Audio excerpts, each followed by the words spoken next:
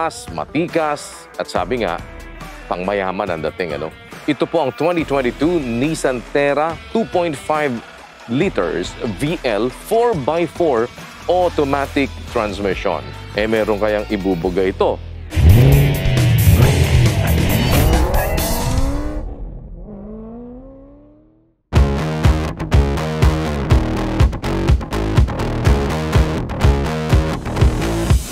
Parami ng parami ang nakikita nating sports utility vehicles o SUV sa kalsada. Lalo na nitong mga nakakalipas na 3 hanggang 5 taon. Mas malaki, mas komportable, mas epesyente.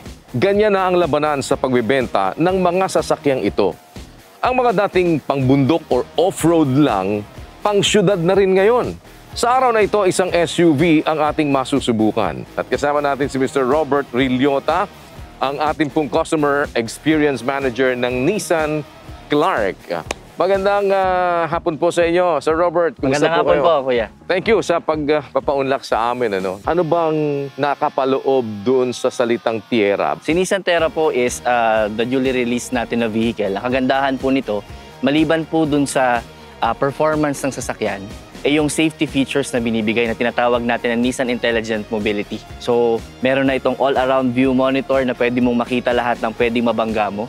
Halimbawa lang, meron kang camera mula likod, harap, meron kang top view ng mga nakikita mo ng pwede mong mabangga. And of course, ang sasakyan na rin is meron tayong tinatawag na forward collision warning with emergency braking. Ibig sabihin, napaka-imposibleng hindi magpreno yung sasakyan kung sakasakaling merong panganib na pwedeng masalubong yung sasakyan. Oh, nasa-sense niya na. Yes, tapos po. Siya na magbe-brake sa sarili niya. Yes po. So kung naatraso ka, within that specific distance na kailangan siya magpreno, magpepreno siya mag-isa. That is correct po. Maliban po doon, of course, ang pinag-uusapan is yung comfortability ng sasakyan. Okay. So, pinagmamalaki din po namin sa Nissan na hindi po katulad ng ibang sasakyan na yung tagtag po ng sasakyan ay hindi mo na mararamdaman. So, ganun po kaganda po ang ride feel na tinatawag natin sa sasakyan. So, malambot siya. Malambot po siya. Parang kotse ang dating. Tama po yun. Pero SUV na malaki at matikas, ha? Yes po. And maliban po doon, matipid po ang sasakyan. 2.5 liter engine with VGS turbo na tinatawag natin. Turbocharged daw ang engine ito. Ano niyang turbocharged engine na yan para maging significant sa isang SUV na kagaya nito? Basically po, kasi yung sasakyan po natin, karamihan po noon, pag mga malalaking sasakyan, hindi po niya kayang, kumbaga, tumakbo ng mas mabilis katulad ng maliliit. So nakakatuwa lang naman po sa sasakyan nito, malaki na nga po siya, pwede mo siyang dalhin kahit saan, and then mabilis pa po siyang tumakbo. Tsaka stable siya kahit na mabilis. That is correct. And then aside po dun sa ABS na tinatawag nila, which is commonly na nakikita naman po natin sa lahat ng sasakyan, meron tayong tinatawag na Vehicle Dynamic Control System. So, tinutulungan niyo po yung sasakyan na hindi siya yung tinatawag natin mag-fishtail o kaya mag-roll over yung sasakyan in the event na halimbawang kahit tumatakbo ka ng 120, 130, hindi basta-bastang madaling ma-aksidente yung sasakyan. So ito parang nasa selection ng riding mode, ganun ba? Yes po, tama po yun. I see. So how many riding modes meron siya? Well, ito po is naka-automatic naman po siya. Wala ka nang pipiliin. So depende na po sa kanya kung ano po yung pipiliin po. Alright. So hindi na kailangan na manually mag-select ka ng riding modes. Tama po Basta yun. siya, sasakyan mo na lang siya. Depende kung anong klase yung situation nandun ka, yes, siya po. ang mag-a-adapt. Opo, ang kagandahan pa po nito, yung pong ating 4x4 ay tinatawag natin na shift on fly. So, ibig sabihin, hindi mo na kailangan tumigil para maglipat ng mode from 4x2 to 4x4. Oh, so while cruising, pwede kang mag-shift. Hindi ka maglalagay sa neutral, hindi ka mag-stop. That is correct. Immediately, mag-shift ka to 4x4. Tama po yun, Kuya. Pasok na kaagad. Yes po. Opo. And then, of course, may tinatawag tayong Intelligent Lane Departure Warning. So minsan, pagka tumatakbo tayo ng mabilis, lumalampas yung gulong natin, sinasabi din ng sasakyan sa atin kung medyo wala na ba tayo sa linya. Meron din tayong tinatawag na Intelligent Blind Spot Warning. So halimbawa po, minsan hindi natin nakikita may mga parating na sasakyan, i-advise din po tayo ng sasakyan na meron tayong maaring mabangga kung sakaling lilipat tayo ng linya. Na hindi mo nakikita yes, sa blind spot mo. Yes, no? po. Well, apart doon sa nakakamera siya na halos 360, pati taas. Opo, opo. Ayos. So, naka-Bose sound system na rin po siya sa 4x4 variant. So, yun naman po kagandahan niya. And then safety-wise din po, ang ating mga airbags So talaga how many airbags lahat? All in all, meron total yan? po, nasa 6 po yan. 6 airbags po ang meron po tayo. And then kung pinag-uusapan naman po natin is yung space po sa loob, pinagmamalaki din po natin na as of the moment, nasa taas po tayo sa lahat ng sasakyan na medyo mas maganda po ang space sa loob. So maluwag. Maluwag Mas po siya. maluwag That's siya. correct. Opo. As compared dun sa iba na medyo pagdating sa likod, medyo siksika na. Tama po. Ilang variants meron to?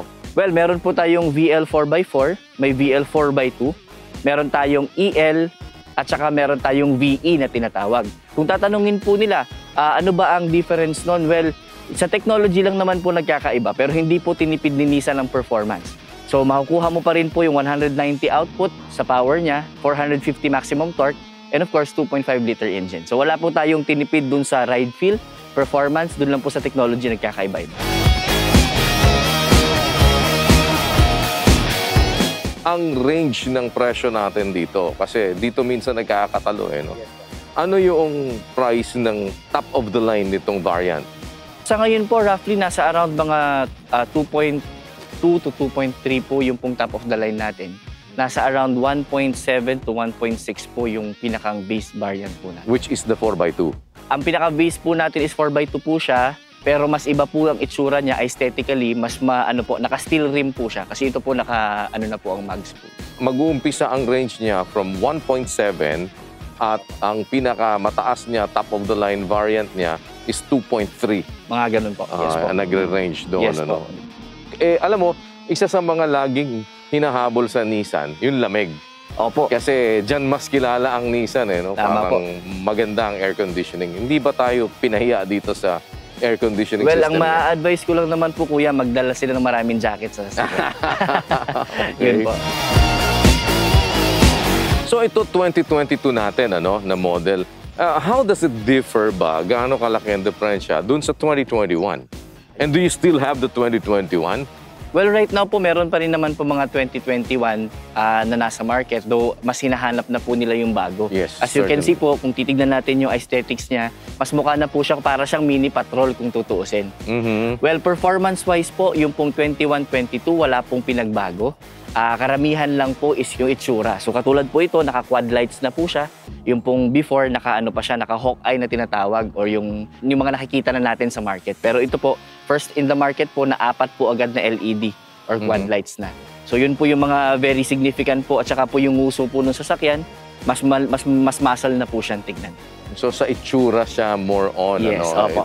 hindi masyado dun sa laman, Yes po. kundi dun sa aesthetic look niya ang kanyang tinitignan. Pero ibig sabihin nun, kasi na-drive ko yung 2021, kaya lang yung 4x2 lang, mas pareho lang sila ng lambot, ng Yes comfort, po. Yes ng po. suspension. The same lang ba yung 2021 sa 2022? Well, mas comfortable po ito dahil mas acoustic na po sa loob. Kumbaga, mas nare-lessen na po yung Noise. ingay po sa labas. Opo. Okay. And aside from that, may mga wireless charging na rin tayo.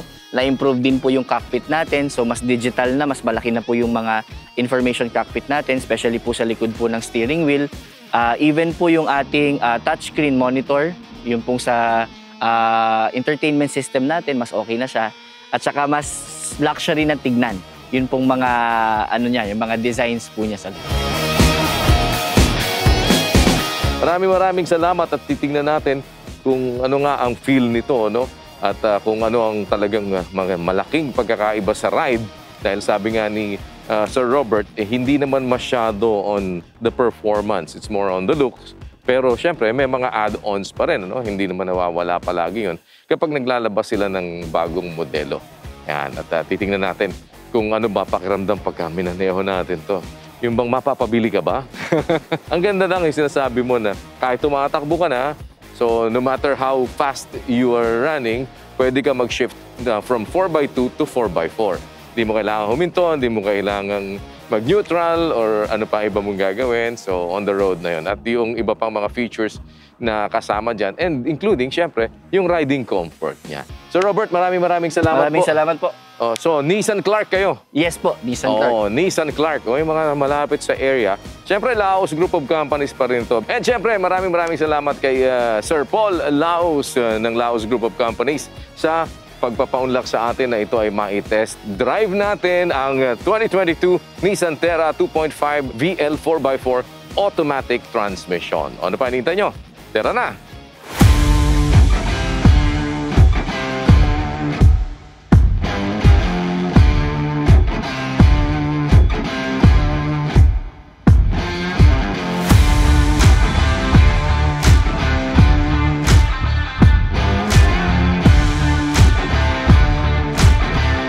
Ito ang ating test drive ng Nissan Terra 2.4 liter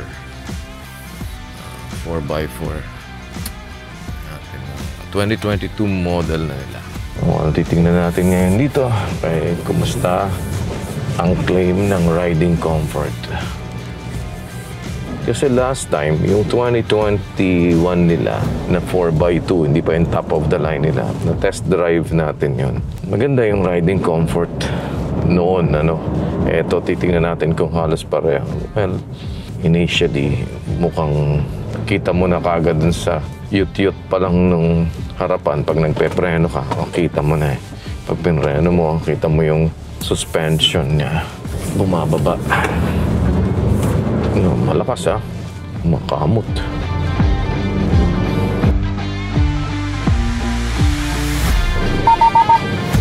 Ayun, may warning siya. Tapos pag umalis ka sa lane, yan, pagka umalis ka sa lane mo, nag-warning siya, nag-notify. Tapos meron siyang iba-ibang mga features na pakikinabangan ng driver. Come on, lalas ako sa lane. Ayan warning siya. Ibig sabihin, wala ka sa linya. Riding comfort, undoubtedly, pareho lang halos siya noong 2021. Kaya okay ang riding comfort.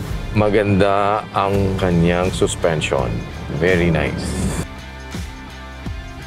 Stability, hindi ko masyadong feel yung stability niya pa ng Parang may hinahanap ako dun sa stability. Kasi nga siguro dahil medyo malambot yung suspension niya at magandang riding comfort niya, yun ang compromise mo naman dun sa mas malambot ang suspension. Kapag medyo mabilis ang takbo mo at maganda ang riding comfort, malambot ang suspension, medyo hindi mas stable yan. Sa akin po, pagka yung stability sa steering wheel mo, ang pag-uusapan, mas stable yung mas matigas. Mas madali kang mawala sa track kapag naka-power steering ka.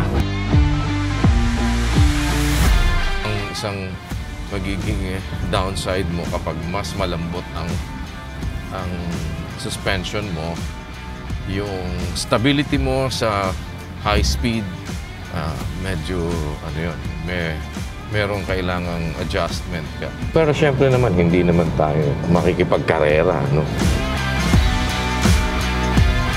Okay. Yung kanyang promise sa talbog, sa comfort. Sarap sakyan, hindi nakakapagod to kahit na long trip dahil maganda ang kanyang suspension. Malambot. Kasi depende po yung maganda sa sasabihin natin kung saan ba natin ginagamit. Pagka riding comfort na komportable ka syempre malambot ang suspension, mas okay. Pero kapag ikaw naman ay sabihin mo yung mga pangkarga, hindi pwedeng malambot ang suspension mo or else babagsak agad yung sasakyan mo dahil malambot yung suspension mo. Depende po kung saan gagamitin. Pero yung komportable ka na nakasakay, nakaupo, or nagdadrive sa malambot suspension. All other features, binanggit natin sa inyo kanina, nandyan at working kung paano mo na lamang siyang pakikinabangan para sa pagmamaneho mo. But certainly, yung mga safety features, kaya nag-automatic siya, nagbe-brake patay doon sa sensor niya and all, makakabawas doon sa chance na ikaw ay maaaksidente. Mga warnings na yon, magbibigay din sa'yo ng notification kung anong adjustment sa driving ang gagawin. Okay to ha. Okay ang kanyang riding comfort. Power. Siyempre, hindi natin mahanap yung power na super power na nakikipagpangkarera. No? But it's just an SUV. Hindi ka naman iiwanan na 0 to 10 seconds mo. Malakas naman siya. May lace kasi ako sa lane. May mga obstructions sa gilid. Kaya pagka umalis ako sa lane ko, nagno-notify. Maganda i-drive. Komportable. Hindi naman kulang sa power. Okay lang. 2.3 million from 1.7 sa lowest variant nila. Sa highway, okay naman. Stability. Well, dahil malambot yung suspension, kagaya na sabi ko sa inyo, sa high speed, kailangan adjustment sa driving. Hindi siya yung ganong katigas at hindi siya pang karera o kaya yun. May malambot ng ang comfort niya. Komportable ka, hindi ka masyado mapapagod. Siyempre, lahat ng mga adjustments sa driving, gagawin din naman po natin. Dapat. Pero lalo na kung papang long drive mo na sway-sway ka sa pagdadrive at maganda ang riding comfort niya. Malakas naman humatak. Malakas, hindi ka naman ibibitin. Lakas din, pero siyempre sa mga nagdadrive, iba-iba po yung kanilang hinahanap, no? Pero kung family SUV na nasakyan nyo ng pamilya mo, pag biyahe-biyahe, maganda ang riding comfort compared doon sa ibang matigas. Ito, malambot. Matetest nyo kaagad eh. Pag abante mo, prenohan mo. Try mo yung preno mo ng bigla-bigla ng konti. Pakikita mo yung baon ng suspension niya sa harapan. Tapos pag hatak mo, makikita mo din yung baon ng suspension sa likod. Ano ito, pitikin mo ng konti. Kita mo kagad, imuyo ko kagad na ganun. Kaya alam mong malambot ang suspension. Test drive niyo na din po. Para sabi ko nga lagi pagka mas maganda pa rin kayo po yung magte-test drive nung sasakyan na bibilhin ninyo. Babatay po yon doon sa panglasa ninyo, especially kung kayo yung magmamaneho. Ang magiging usapan na lang ba ay price comparison or ano pang ibang mga issues ninyo pagka bumibili po kayo ng sasakyan. Hindi ka lang basta mag-rely sa nag-review o kaya nag-rely ka sa napanood mo. Tapos pag ikaw naman na yung sumakay, parang bakit yung sinasabi niyang ganito, sinasabi niyang ganun, hindi ko yata maramdaman, hindi ko yata makita. Or parang nakukulangan ako. Mas mabuti po yung kayo mismo ang magte-test drive ng sasakyan na bibilhin ninyo. Whether pasahero kayo or kayo mismo yung mag-drive ng inyong sariling sasakyan para mailapat doon sa hinahanap ninyo, yung style ninyo ng pagmamaneho.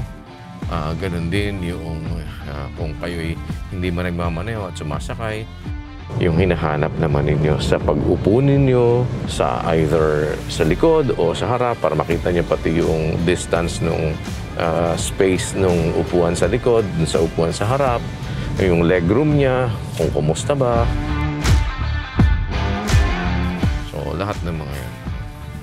But when it comes to features, marami na mga safety features na maganda.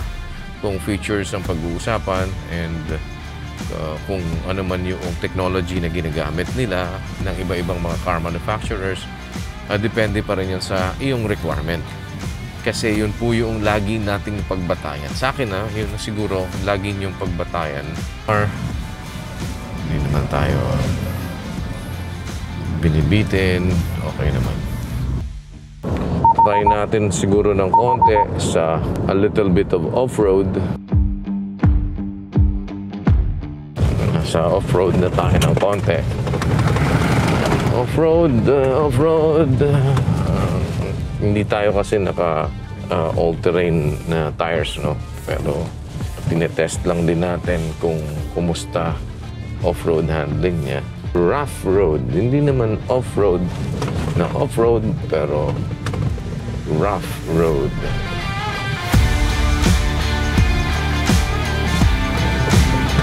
Oo, kabisado ko kasi itong kalye na to, kaya alam ko ang talbog nito kapag hindi maganda ang suspension ng sasakyan mo dito sa lugar na to. So far, maganda siya. Sa sama ng kalye na to, masama. No? Pero alam ko kasi yung klase ng road po na to dahil palagi ako dumadaan dito.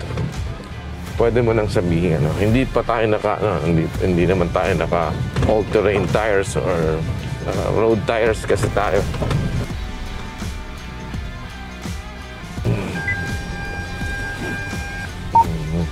Pero yung kanyang suspension works well. Hindi na makasunod yung van sa atin. Naiwanan na siya. Kasi grabe tong kalye na to. Baku. Yun na.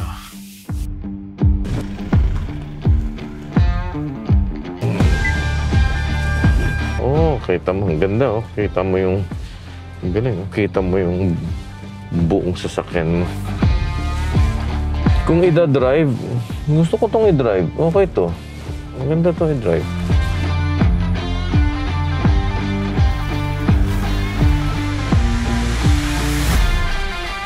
The all-new 2022 Nissan Terra 2.5 liter engine 4x4. Sabi niya kasi tumatakbo, pwede ka mag-shift sa 4x4. 4x4 ako. Hindi makakatakbo ng matuli ng mga ibang mga sasakyan dito sa ganitong klase ng road. Pero ito, panggamit mo sa'yo, okay na to. Malakas siya pag naka 4x4. Malakas to. Pwede to. Pwede sa mga nag-off-road. Pwede nyo i-try para malaman nyo if okay ba para sa inyo.